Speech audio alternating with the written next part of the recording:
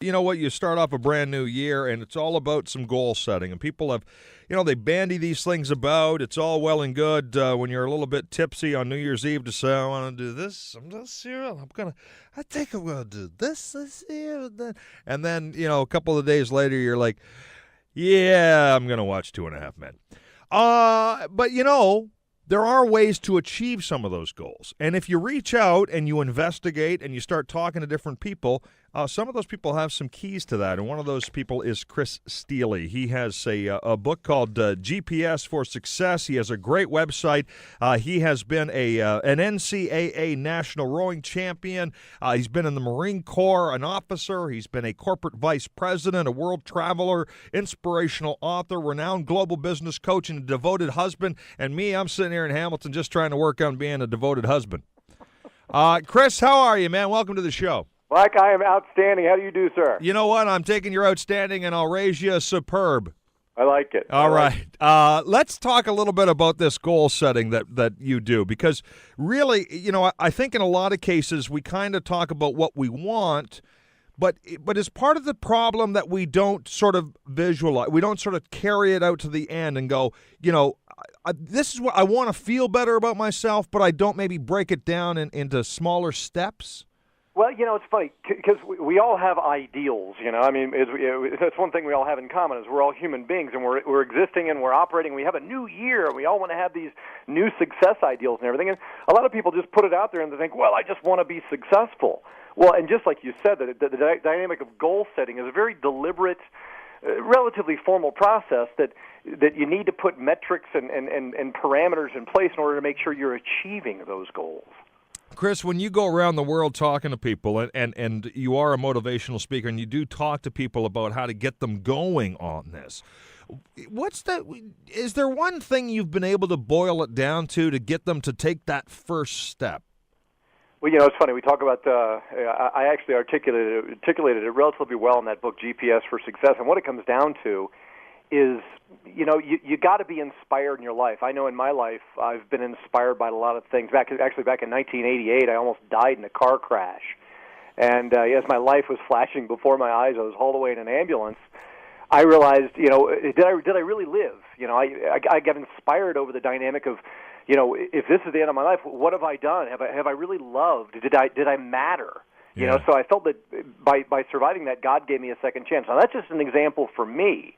But that's everybody's got a unique perspective. And as we go through our timeline of life, everybody's got inspiration that strikes them in certain ways. And the key is to leverage that inspiration and, reflect on the condition that everybody's life is in. I mean, we've got conditions of society. I mean, right now we're in a relative downturn in our history relative to economics and things like that. I mean, what is it?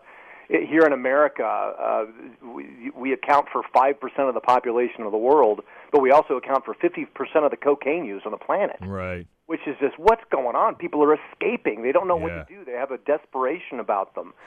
We can take that escaping to all kinds of things, right? Because, I mean, you've also got people committing 15, 20 hours a week to playing video games and 15, 20 hours a week to doing all kinds of things that aren't productive in improving you other than just delaying and distracting you from what you need to do.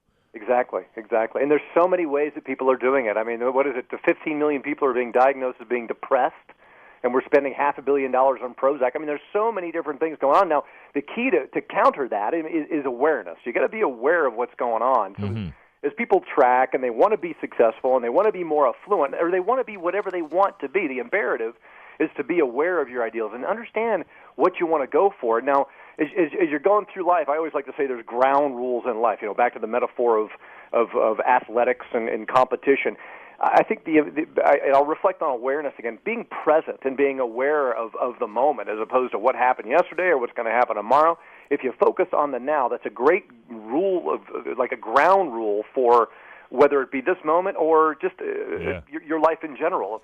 And participating in life, you don't have a choice. A lot of people, once again, back to the escapism, they just want to get away from it. But the imperative is to participate and realize that you've got value and you've got capability. And then, of course, get away from the things that you think you know. I mean, we all have ego, and we all want to know things. But be oriented toward what you don't know that you don't know. And once again, be aware of that, of those possibilities.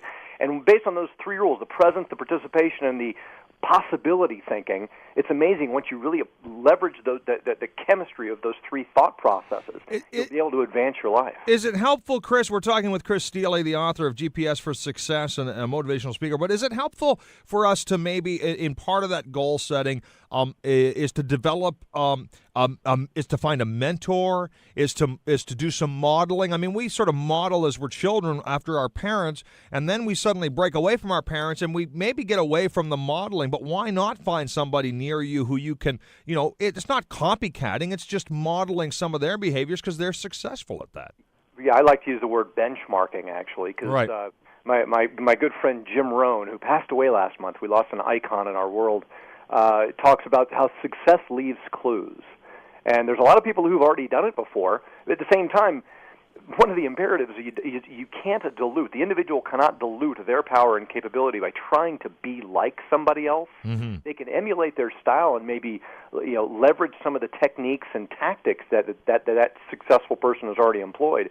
But the imperative is to, again, like you say, not copycat, but leverage the right. paths and the clues that other successful people have left, but at the same time be yourself. And there's all kinds of models and methods and techniques, and I'm a big fan of, of course, I'm sure all your listeners have read Think and Grow Rich, Napoleon Hill's a classic book on how getting a mentor is the imperative. And there's so many mentors that are here on the planet that have already left the planet, mm-hmm. that you can actually still leverage their examples as business icons or icons in whatever aspect of life you want to focus on. Yeah, I've got a boss here at the radio station who's been very successful, but I just don't want to have to dress like him.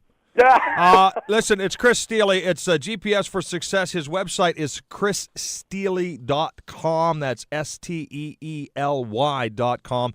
And we're going to come right back. We're going to take a quick break because I do want to talk to you about one of the things that you do presentations on is you call it personal effectiveness. But in particular, I keyed in on this point, the power of personal responsibility, getting out of victimization, entitlement, and blame. I want to talk to you about that when we come back. It's Chris Steely, Neighbors and Friends.